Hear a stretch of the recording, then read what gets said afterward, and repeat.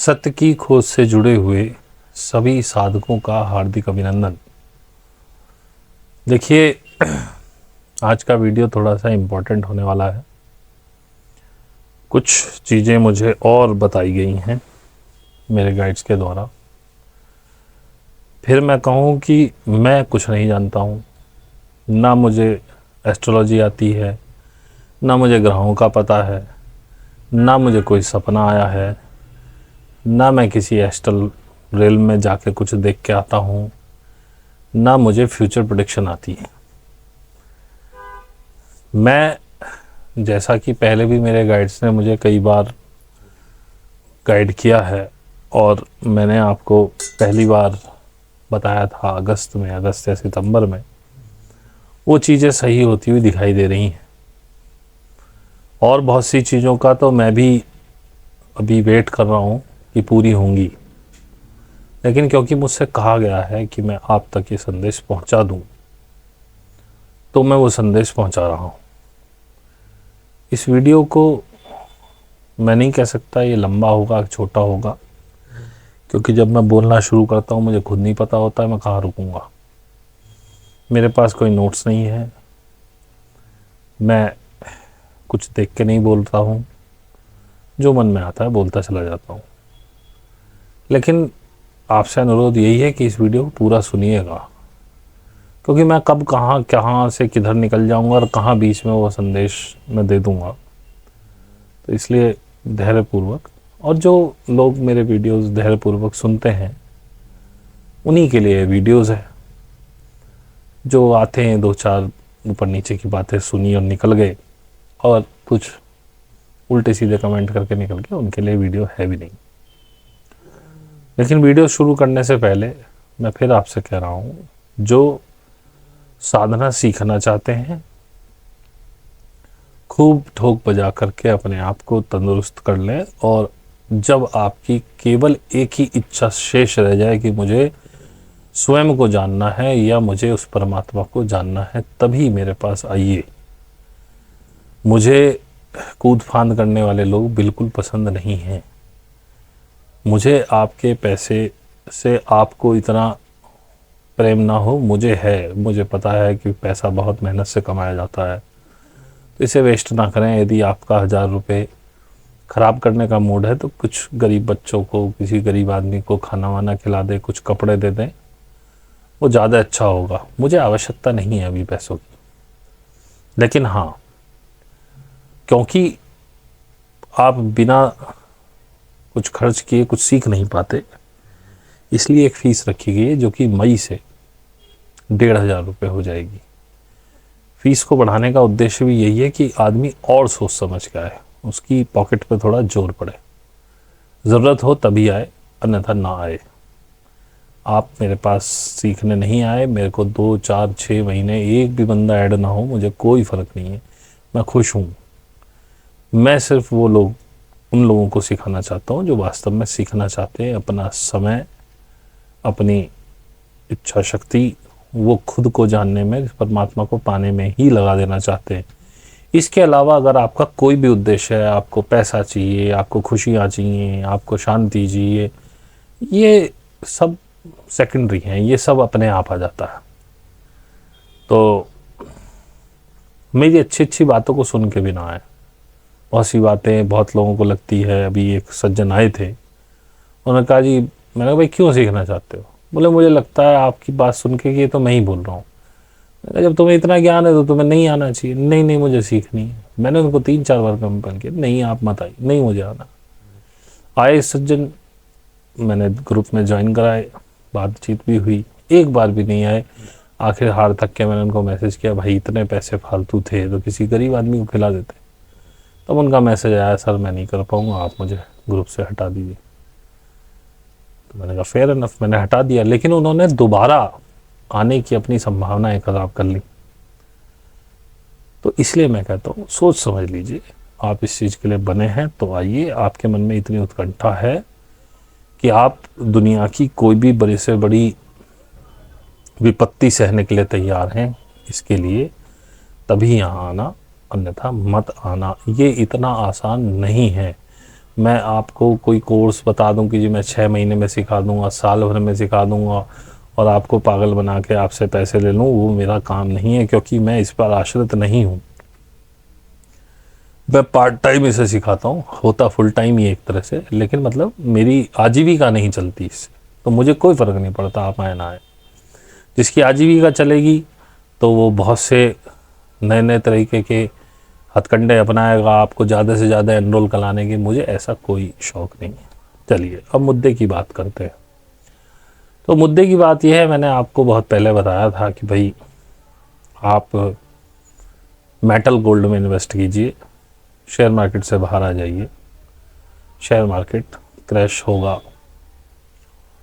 और आगे ये और भी वर्ष होगा, तो इससे दूर रहने की कोशिश करिए। दूसरा,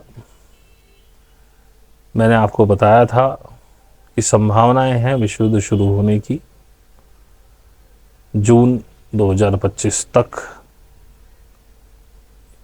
1-2 महीना आगे पीछे हो सकता है। संभावनाएं तो अभी भी दिखाई पड़ ही रही हैं, कहीं कुछ शांत हुआ नहीं है, लेकिन ये तब तक इतना बढ़ सकता है कि एक विश्व युद्ध का रूप ले सकता है मतलब हो भी सकता है, हो भी नहीं सकता है। वैसे मेरे पास जो गाइडेंस है वो ये है कि होगा ही, फिर भी मैं सकता है बोल रहा हूँ, क्योंकि भाई मेरे पास जो ऊपर से गाइडेंस आई है, ना तो मैं उनकी शक्ल देखता हूँ ना मैं उनको जानता हूँ, लेकिन हाँ, आज तक मेरे पास ऐसा कोई भी इवेंट नहीं है कि मैं उनकी बात का विश्वास ना कर पाऊँ, क्योंकि जितना भी उन्होंने जो कुछ भी मुझे बताया है वो अक्षर से सही निकला है।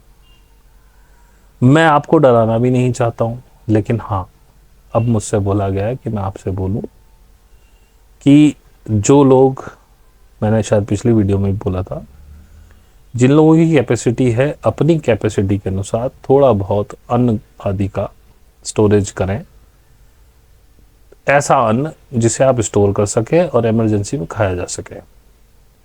ज़बरदस्ती का मत करिए, चटपने पे जबान के स्वाद को स्टोर मत करिएगा।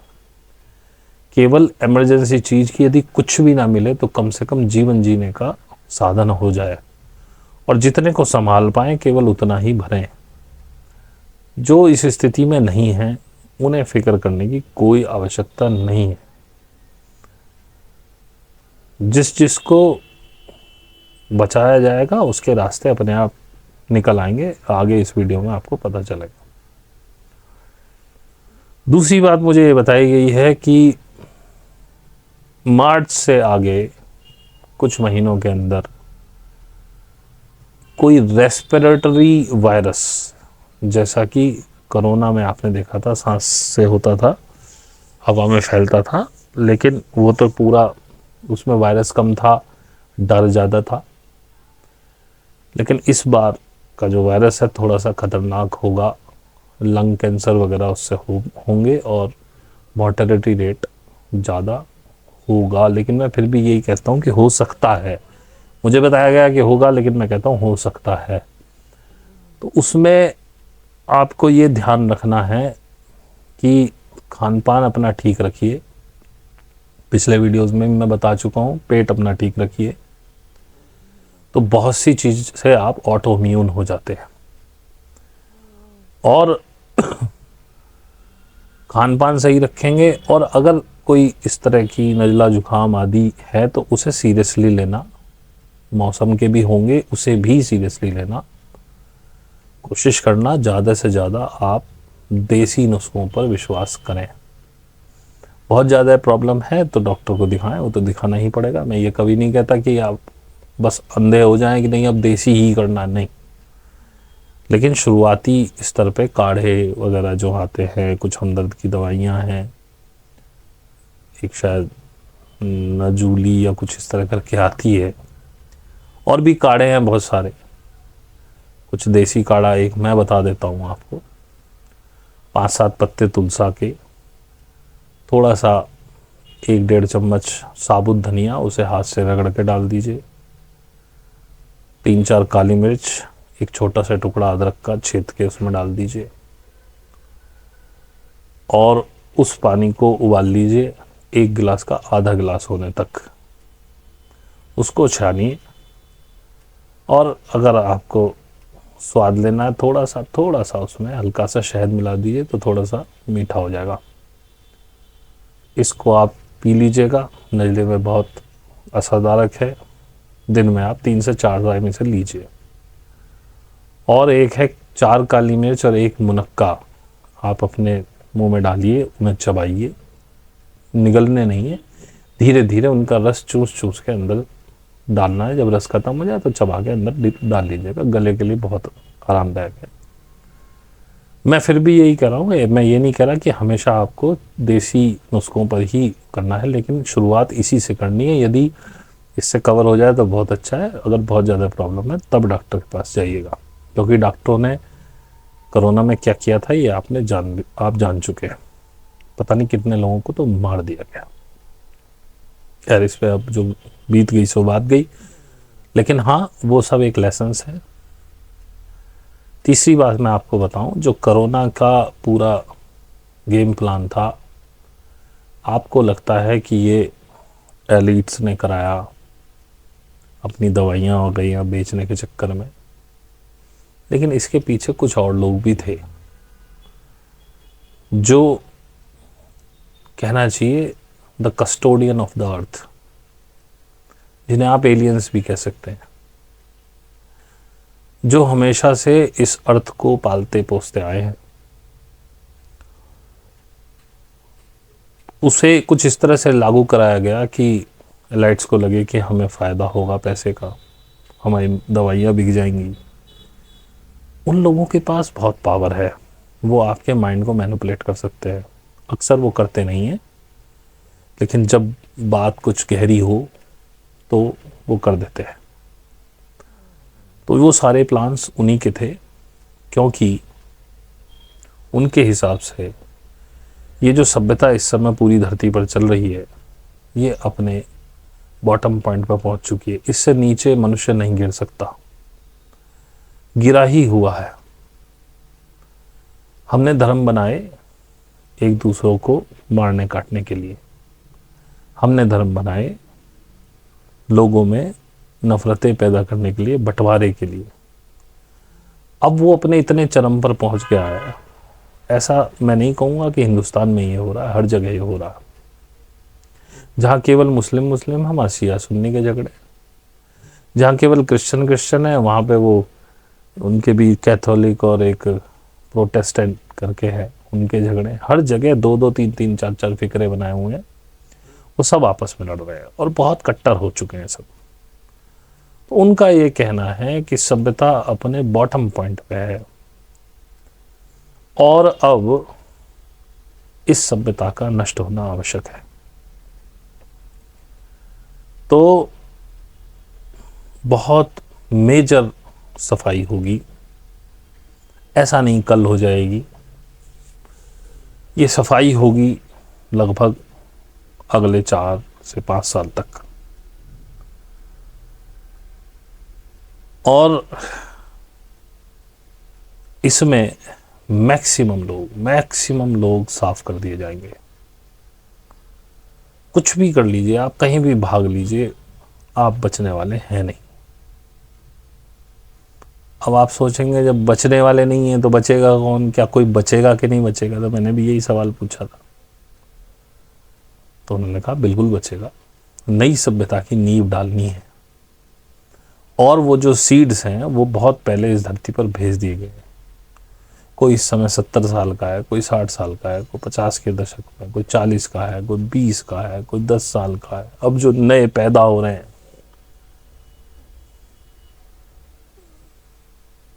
जिन जिन लोगों को बचाया जाना है वो उनके ऑरा से उनको पहचान लेंगे, उनकी लाइट से उनको पहचान लेंगे। तो जिसने बचना है उसके पास अभी समय है, ऐसी बात नहीं है, ट्रांसफॉर्म हो सकता है। लेकिन अगर केवल बचने के लिए आप ट्रांसफॉर्म हो रहे हैं तो फिर आप चूक जाएंगे आपका, क्योंकि ऑरा झूठ नहीं बोलेगा, आपकी लाइट झूठ नहीं बोलेगी। आप दुनिया के सामने मुखौटा लगा सकते हैं अच्छे होने का, लेकिन उनसे कैसे बचोगे? अंदर की कलुषता खत्म करने की कहानी है। उन्होंने मुझे बताया इसमें बहुत सारे लोग हैं, जैसे मान लो कोई किसान है, कोई किसान ऐसा है बस वो अपनी मस्ती में है, जाता है अपना खेत पे काम किया, मस्ती में आया, अपने घर आया, फसल पकी बेच आया, जो मिला जैसे मिला उसमें गुजारा कर रहा है मस्त। ये मस्ती किसी के बुरे में नहीं, किसी के भले में नहीं, अपने से मतलब ज़्यादा किसी से टी नहीं, अपने काम में मस्त है। कोई साइंटिस्ट है, साइंटिस्ट भी अक्सर फकीर जैसे होते हैं असली साइंटिस्ट। उनके बाल बढ़ रहे हैं उन्हें पता नहीं, उनके नाखून बढ़ रहे हैं उन्हें पता नहीं, उन्हें तो एक नशा होता है कि अपने जिस प्रोजेक्ट पे वो काम कर रहे हैं बस रात में भी वही चल रहा है, सुबह उठे नहाए धोए, खाने का भी इतना होश नहीं, चले गए, ध्यान फोकस। उन्हें मतलब ही नहीं आसपास में क्या चल रहा है, किसकी शादी होगी, कौन मर गया, किसका बुरा हो गया, किसका अच्छा हो गया। वो भी तो साधु ही है, वो भी तो बड़े औरा का मालिक है। और ऐसे ही लोग अक्सर तुम्हें नए आविष्कार करके देते हैं। ऐसा व्यक्ति भी बचेगा। एक व्यक्ति चाहे नाली साफ करने वाला है, कूड़ा उठाने वाला है, वो अपनी मस्त में फकीरी में है, अपना उसी में संतुष्ट है, कूड़ा उठा रहा है, कोई बात नहीं, उसका काम है, जो मिलता उसे मस्ती में भोगता, ना कोई शिकायत है ना कुछ पाना। ये बढ़िया हो रहा है। तो नई जो सभ्यता होगी उसमें क्या किसान नहीं चाहिए, उसमें वैज्ञानिक नहीं चाहिए, उसमें क्या मजदूर नहीं चाहिए, उसमें क्या मिस्त्री नहीं चाहिए, उसमें कूड़ा उठाने वाला नहीं चाहिए, उसमें अध्यापक नहीं चाहिए। ये जो ध्यान के द्वारा हम जो भी सिखा रहे हैं वो भी तो यही सिखा रहे हैं ना, कि अंदर से ब्राइट हो जाओ, अंदर की कलुषता तेरा मेरा द्वैत खत्म हो जाए, उस साधुता को उपलब्ध हो, अपना ऑरा बढ़ाओ, बढ़िया लाइट एमिनेट करो, शांत होते चले जाओ। हो रहे हैं मेरे साथ जो लोग कर रहे हैं, उनकी लाइट दूर से दिखेगी। उदाहरण के लिए आप रोड से जा रहे हैं अंधेरे में, अभी जब आप जहाँ कोई बस्ती नहीं है, चारों तरफ खेत हैं या कुछ भी है, जंगल है, आप जा रहे हैं, चारों तरफ अंधेरा रहता है। बस्ती आने से पहले आपको थोड़ा थोड़ा आकाश में उजाला लगा दिखाई देता है, और सर्दियों में आपने महसूस किया होगा हल्की हवा, हल्की हल्की गर्माहट आने लगती है हवा में, तो आपको लगता है कोई बस्ती आने वाली है। जब आप बस्ती में होते हैं आप उस लाइट को नहीं देख सकते, लेकिन जब अंधेरे से आते हैं तो उसको देख सकते हैं। इस पूरे पृथ्वी पर अंधकार ही अंधकार है। लोगों को लाइट एमिनेट करने वाले बहुत मुट्ठी भर हैं, उनको दूर से पहचाना जा सकता है। वो लोग ऑरा देख सकते हैं, ऑरा झूठ नहीं बोलेगा। उनको देख करके उनको बचाने का इंतजाम वो खुद कर लेंगे, आप मत करो। आपने कहीं भागना नहीं, आप कहीं जाएंगे, आप सोचेंगे यहाँ अर्थक्वेक आएगा तो वहाँ सुनामी आ जाएगी, वहाँ सुनामी आएगी तो यहाँ पहाड़ खिसकेंगे, वहाँ पहाड़ खिसके तो कहीं ज्वालामुखी आ जाएगा, कोई ज्वालामुखी आएगा तो कहीं बवंडर आ जाएगा। कहाँ तक भागोगे? जहाँ हो वहीं रहो, बस अपने अपने ऊपर काम करो। यदि आप अच्छी लाइट एमिनेट करेंगे, आप और आपका अच्छा होगा, आप उस जो आगे आने वाली सभ्यता है, मैं युग परिवर्तन की बात ही नहीं कर रहा हूँ, युग की थ्योरी हमारी है। मैंने उनसे पूछा युग परिवर्तन, बोले तुम्हारे शब्दों में इसे युग परिवर्तन कहा जाता है। हम कह रहे हैं ये सभ्यता अपने निचले स्तर तक पहुंच चुकी है, अब ये सर्वाइव नहीं करेगी, कर ही नहीं सकती। इससे निचला स्तर और क्या होगा? अब तो इसके बाद मारकाटी तो मचनी है, आपस में एक दूसरे के गले काट दे। बोले इससे बेहतर है कि हम ही समाप्त कर दें इसको। और अब हम केवल वही बीज छोड़ेंगे आगे जो अगली उच्च सभ्यता को पोषित करने में सहायक होंगे। एक भी व्यक्ति जिसका ऑरा अच्छा नहीं है, जो अंदर से कलुषित है, नहीं छोड़ा जाएगा। चाहे वो आपके सबसे पहले ये तथाकथित धर्मात्मा साधु लोग जो आपका बेवकूफ बना रहे हैं आज तक, और ये नेता। ऐसी बात नहीं है सारे नेता खराब हैं, लेकिन जो अच्छे हैं वो बहुत मुट्ठी भर हैं, वो मुट्ठी भर बचेंगे। क्योंकि पॉलिटिशियंस की भी जरूरत है, आगे सब वो चीजें कैसे संभलेंगी। इंजीनियर्स की भी जरूरत है, आर्टिस्ट की भी जरूरत है, हर व्यक्ति की ज़रूरत है, और हर कम्युनिटी में कोई ना कोई व्यक्ति ऐसा है जिसका और अच्छा है, और बाकी जिनको कोई मार्ग नहीं मिल रहा है वो साधना के पथ पे हैं, वो अपना और यहां से बढ़ा रहे हैं और बढ़ ही रहा है। तो आप बेफिक्र हो जाए, जो साधना के मार्ग पे हैं वो बेफिक्र हो जाए, या जो इस तरह के मैंने व्यक्तित्व बताए वैसे हैं जिनका और अच्छा, उन्हें साधना भी आवश्यकता नहीं है करने की। साधना तो हम जैसे मूर्ख लोगों के लिए, जिनके और इतने खराब थे, जो अपनी तेर मेर और अपना गुस्सा और मांग और जांच और पता नहीं क्या क्या में फंसे हुए थे, ये तो उनके लिए। आप लोगों के लिए अगर किसी का ऑरा ऑलरेडी बढ़िया है, कोई ऐसे ही फकीरी में जी रहा है, तो सच्ची फकीरी में, जिसको किसी चीज से कोई आसक्ति नहीं, किसी के भले में नहीं, बुरे में नहीं, अपने में मस्त है, फक्कड़ है और अपना काम कर रहा है, ऐसा नहीं आलस में बैठा, जिस काम में लगा हुआ पूरे फोकस उसमें लगा हुआ है, मस्ती में अपनी, उसे कोई जरूरत नहीं है, उसका कुछ नहीं बिगड़ने वाला। ऐसा नहीं है जो साधना ही करेंगे वही आगे जाएंगे। अब एक सवाल पैदा होता है, आप अक्सर मुझसे पहले भी पूछा करते थे, बच्चों का क्या होगा, बच्चों को कैसे करें। जो अब संतति पैदा हो रही है, या आज से 10 साल पहले जो पैदा हुई थी, या 15 साल पहले पैदा हुई थी, 20 साल पहले, ये सारे आगे जाने वाली संतति। बस तुम इन्हें पैटर्न मत दो। तो वो कुछ नहीं करना बच्चों के साथ, उनको फ्री कर दो, उनके साथ प्रेम का रिश्ता करो, उनसे मांग ना रखो तुम्हें फर्स्ट आना है, तुम्हें टॉप करना है, तुम उससे पीछे क्यों रह गए। उन्हें अपनी मस्ती में जिंदगी जीने दो। बस गलतियों पे टोको, डांटो भी, मारो भी, कोई दिक्कत नहीं है गलतियों पे। बच्चा को पता होता है मैंने गलती की है, मार पड़ रही है, वो उसको कभी दिमाग में नहीं लगाता, पर तुम बिना मतलब की उससे डिमांड करोगे, उसको प्रेम की बजाय तुम आसक्ति सिखाओगे, चिपकना सिखाओगे, तो तुमने उसे नया पैटर्न दे दिया, तुमने उसका ऑरा खराब कर दिया। बच्चों को डर मत सिखाओ, डर मत दिखाओ, उनसे मांग मत करो, जीने दो उन्हें अपनी जिंदगी। अब इसका मतलब बहुत से लोग ये सोचेंगे जी बिल्कुल फ्री ही कर दें बच्चों, नहीं, उन पर निगाह रखो, उन्हें समझाओ, डांटने मारने के बजाय उन्हें समझाओ, बेटा ये चीज गलत है, ये चीज ठीक है, इसको ऐसे करते हैं, इसको वैसे, खुल के बात करो उनके साथ। एक फ्रेंडशिप वाला माहौल क्रिएट करो घर के अंदर, कि अब जैसे हमारे बच्चे हमारे साथ खेलते कूदते हैं, हमारे साथ खूब बातें करते हैं, अपने स्कूल की, कॉलेज की जो भी बातें हर तरह की शेयर करते हैं, हम सुनते हैं उनकी बात, कोई गलती लगती है तो हम कहते हैं ये तुमने गलत किया, ये तुमने ठीक किया।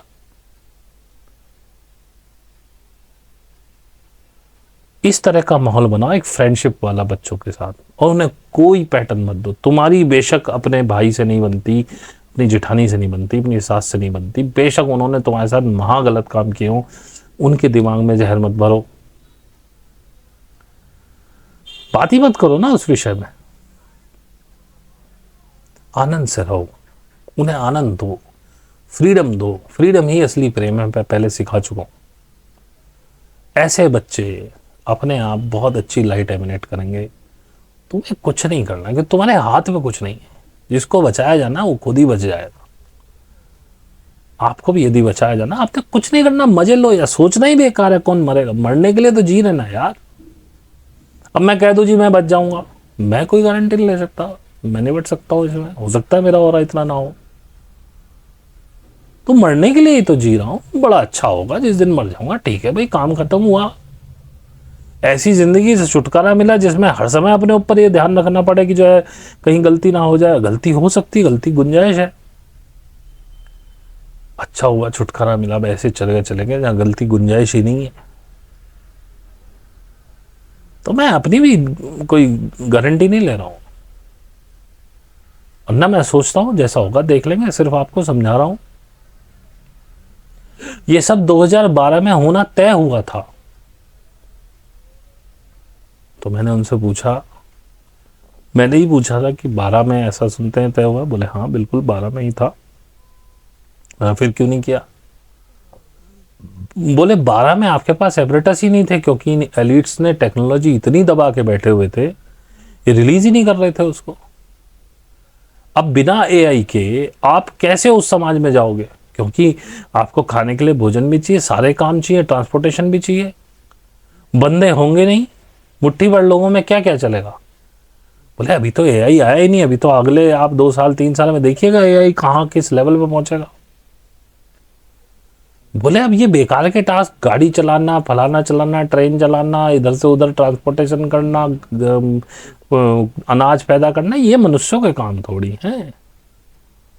आप अपने अंदर उतरिए, अंदर अपने ज्ञान को डिकोड करिए, नई नई चीजें रचिए।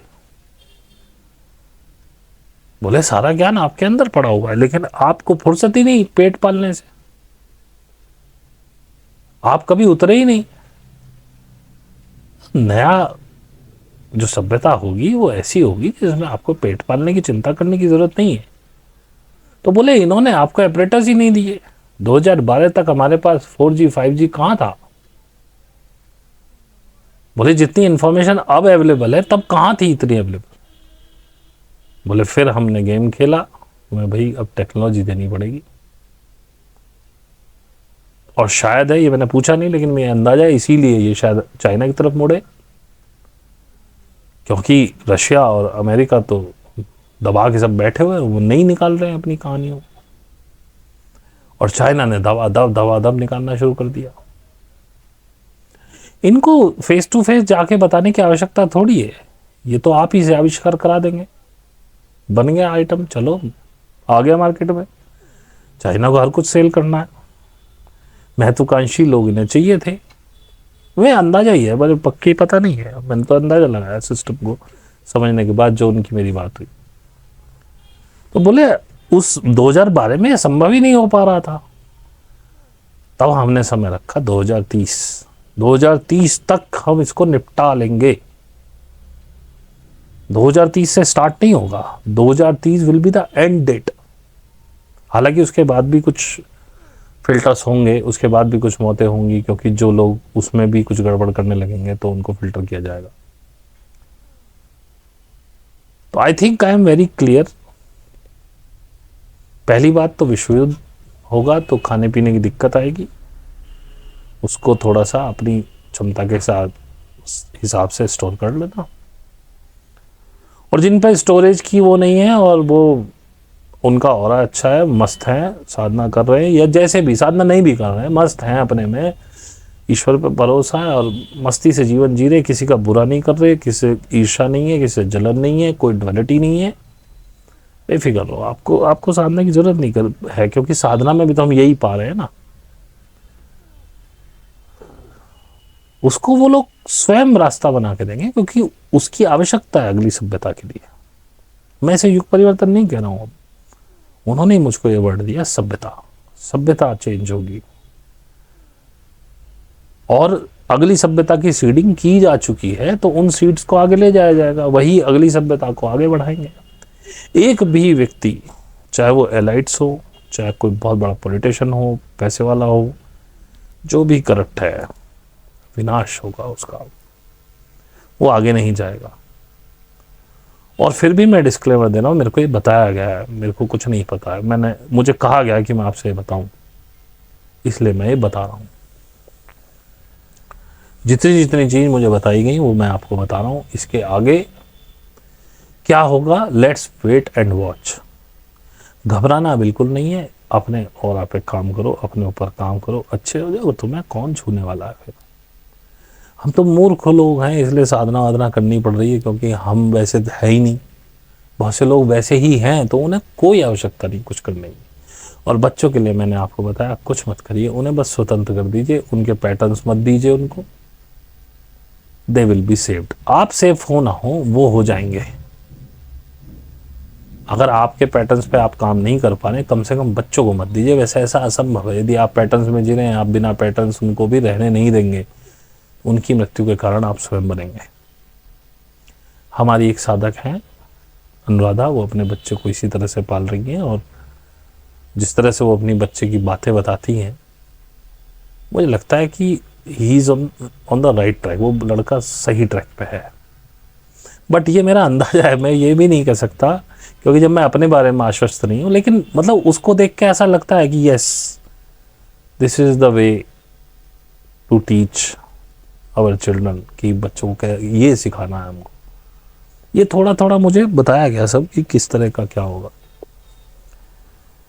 और थोड़ा जैसे मैंने बताया, रेस्पिरेटरी डिसीज़ कोई आउटब्रेक होगी, हो सकती है, होगी नहीं मैं कहता हूँ हो सकती है, और अगले 3-4 महीने में शायद ये हो जाए, 5 महीने भी हो सकते हैं। थोड़ा सा संयम बरतिएगा, थोड़ा सा ध्यान रखिएगा, डॉक्टरों के पास एकदम से ना भागिएगा। और आगे भी metal gold is safe. Currencies बहुत बुरे स्तर पे परफॉर्म करेंगी क्योंकि करेंसी वाला जो सिस्टम है, जो करंट है वर्ल्ड ऑर्डर, ये भी कोलैप्सिंग पे ही है, ये भी अपनी लास्ट मोमेंट पे चल रहा है। रही बात सीबीडीसी की, सीबीडीसी नहीं आ पाएगी क्योंकि वो अमेरिकन वर्ल्ड ऑर्डर की चीज़ है, और जितनी चीज़ों से आपको डराया जा रहा है कि जी आपको ऐसे गुलाम करेंगे, ये चिप है, फलाना ढमकाना, उसका टेंशन ना लो, वो नहीं होगा। करेंसी इसी तरह की चलेगी। कौन सी चलेगी, इसी की रिवैल्यूएशन होगी, क्या होगा मुझे नहीं पता, क्योंकि ये सिस्टम कलेप्स होना, अब कितनी जल्दी होगा ये भी नहीं पता, क्योंकि इसके बारे में कोई बात नहीं हुई है, सिर्फ इतनी बात हुई है कि सिस्टम कलेप्स होगा। तो उन्होंने यही कहा मुझसे कि यस, गोल्ड इज सेफ, और ये भी उन्होंने बताया कि कुछ ही समय तक है, उसके बाद गोल्ड वोल्ड भी सब बेकार हो जाएंगे क्योंकि इनकी कोई वैल्यू नहीं रहेगी। लेकिन जब तक है तब तक वैल्यू है। अब जैसे मैंने ही पूछा था कि भाई मैं साधना में उतरा तो मेरे तो सब काम अपने आप सेट होते चले गए, आज की डेट में मुझे कोई प्रॉब्लम नहीं है, सब कुछ ठीक हो गया, फाइनेंशियली भी सब ठीक है। तो उन्होंने मुझे एक बात बताई कि देखो, अगर तुम पैसे से परेशान हो तो तुम किसी को सिखा नहीं सकते कुछ भी। हमने तुमसे सिखवाना था लोगों को कि तुम साधना सिखाओ, तुम खुद ही अपने पेट के लिए परेशान हो, अपने बच्चों की भरण पोषण के लिए परेशान हो, तुम क्या साधना करोगे, क्या सिखाओगे। तो उन्होंने मुझे याद दिलाया कि ध्यान करो कि तुम्हारे सिखाने से पहले तुम्हारी जॉब वगैरह की व्यवस्था सही हो गई थी और तुम्हारी फाइनेंशियल कंडीशन ठीक हो गई थी। मैंने कहा हाँ बिल्कुल आप सही कह रहे हैं, मैंने सिखाना तभी शुरू किया जब मेरी जॉब लग चुकी थी, उससे पहले तो मैं केवल साधना कर रहा था। बोले यस, इसीलिए तुमको पूरे फुलफिलमेंट के साथ रखा गया है, और आगे भी तुम्हारे फ्यूचर का सब सेटल पहले से ही कर दिया गया है ताकि तुमको कोई कष्ट ना हो, क्योंकि कष्ट के साथ आदमी अपने कष्ट देखेगा या पहले सिखाना शुरू करेगा। और इससे मुझे ये भी पता चला कि ये भी भ्रांति है कि साधना में आके सब कुछ ठीक हो जाएगा। हो तो जाता ही है क्योंकि सारा कुछ फ्रिक्वेंसी का खेल है, लेकिन अगर आप पीछे मुड़ मुड़ के यही देखते रहे कि यार अभी ठीक नहीं हुआ, अभी ठीक नहीं, तो कभी ठीक नहीं होगा। हमारे एक साधक हैं राहुल शाह, बहुत परेशानी में आ गए हैं अचानक से, dark night of the soul है उनका चल रहा है। उनको लगता है कि अब तो सब खत्म हो गया, अब तो रीसेट हो जाएगा, लेकिन बार बार मुड़ मुड़ के देख रहे हैं पीछे। मैंने उनको लिखा भी तो उन्होंने कहा कि ये तो आदमी क्या आदत है, यही आदत तो सुधारनी पड़ेगी। जब तक तुम पीछे मुड़ के देखते रहोगे नहीं मिलेगा कुछ, क्योंकि आसक्ति अंदर बैठी हुई है। थोड़े दिनों में ये आसक्ति भी चली जाएगी, और dark night of the soul 1-8 महीने में नहीं जाता है सर जी, इसे चलने में साल 2-2 साल 3-3 साल लग जाते हैं, लेकिन ये आदमी को आदमी बना के जाता है, सब कुछ सिखा के जाता है। तो अब भी मैं तो तुमसे यही कहूँगा राहुल, सरेंडर कर दो, पीछे मुड़ के मत देखो, क्योंकि पीछे मुड़ के देखने से भी क्या हो रहा है। और जब तुम बार बार कह ही रहे हो कि मैं सरेंडर कर चुका, तो कर ही दो ना। इस बात की भी क्या चिंता करनी कि रोटी कैसे खाई जाएगी, देखो तो सही कैसे मिलती है एक बार। खैर बाकी तुम्हारी इच्छा, पहले भी तुमने मेरी नहीं मानी थी, अब भी तुम अपनी, और मानता भी कोई नहीं है। उदाहरण के तौर पर मेरी बीवी ने जब स्कूल शुरू किया तो मैंने उनसे कहा कि तुम टीचर्स से पहले वहाँ जाके बैठा करो, नहीं तो ये कभी समय पर नहीं आएंगी। उन्होंने नहीं मानी मेरी बात। अब जितनी टीचर रखती हैं वो लेट आनी शुरू हो जाती हैं, क्योंकि देखने वाला कोई होता नहीं। अब जब इन्हें समझ में आया तो अब ये जाके बैठती है नीचे टीचर्स से पहले। मैंने कहा अब देखो सारी टीचर्स टाइम पे आएंगी। मैंने कहा भाई ये कुछ नियम है, इन नियम का पालन नहीं करोगे तो नहीं करोगे। अब लेकिन उसने मानी तभी जब खुद चोट खा ली। तो राहुल तुम भी ऐसे कैसे मान जाओगे। खैर मेरा ये विषय नहीं था। I hope I am very much clear. अगर आप लोगों के कोई सवाल हों तो आप प्लीज़ ईमेल करिएगा। कमेंट्स पे मैं अधिकतर कम विश्वास करता हूँ, क्योंकि पता नहीं आप पढ़ते भी कि नहीं पढ़ते। मैं तो पढ़ता हूँ आपके कमेंट्स, लेकिन मैं कमेंट्स को ये जानता हूँ कि आपको देखते देखते कुछ लगा और आपने टाइप कर दिया। अगर आपकी उत्कंठा है कुछ जानने की तो मेल कर दीजिएगा, कोशिश करूँगा अगली कोई वीडियो बना के उसका जवाब दे दूँ, या छोटी मोटी चीज़ होगी तो मेल पे ही लिख दूँगा। वैसे मुझे पता है आपके मेल कभी आते नहीं हैं, पहले कभी आ जाया करते थे, अब नहीं आते। अगर आपको अच्छी लगी हो जानकारी तो इसे एक जानकारी की तरह लेना, इसको इससे डरने घबराने की ज़रूरत नहीं है, क्योंकि जो होना है वो तो होना ही है। उसको ना आप बदल सकते ना मैं बदल सकता हूँ, तो एक जानकारी के तौर पर ले लेना। और अगर कभी ऐसा होता दिखे तो दोबारा देख लेना इस वीडियो को। ना होता दिखे तो ये समझे ना कुछ वैसे ही मैंने मनगढ़ंत बोल दिया, इसमें कुछ ऐसा कुछ है नहीं। तो क्योंकि मुझे कहा गया है बनाने के लिए तो मैं बना दिया, नहीं कहा गया होता तो मैं नहीं बनाता। जैसे कि मुझे बहुत पहले बता दिया गया था कि फरवरी मार्च में बताना है कि अनाज स्टोर कर लें, मैंने नहीं बताया। जब उन्होंने फोर्स नहीं किया, उन्होंने कहा नहीं बता दो, तो हमने कहा ठीक है। मैं सोचा था मार्च में बताऊंगा, उन्होंने कहा नहीं अभी बता दो, तो मैंने बता दिया। तो आपको अच्छी लगी हो जानकारी, लाइक सब्सक्राइब कर लेना, कमेंट डाल देना, शेयर कर देना। ना अच्छी लगी हो अनसब्सक्राइब कर देना, डिसलाइक कर देना। और क्या कहूँ, ये आप देख रहे हैं अपना कीमती समय दे रहे हैं, आपको अच्छा नहीं लग रहा डिसलाइक कर दो भाई। और आपके कमेंट कैसे भी हों आमंत्रित हैं, डरिएगा बिल्कुल मत। आगे आने वाला समय बहुत अच्छा है, लेकिन उस समय तक कौन पहुंच पाएगा ये अपने आप में सस्पेंस है।